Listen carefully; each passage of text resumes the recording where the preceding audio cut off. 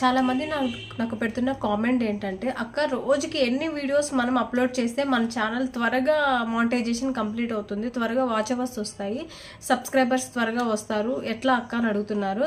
కానీ ఏంటంటే daily long video పెట్టకండి. డైలీ లాంగ్ వీడియో కాకుండా day by day long video పెట్టుకోండి. Day by day long video పెట్టడం వల్ల ఏంటంటే వీడియో కొంచెం రీచ్ అవుతుంది బాగా.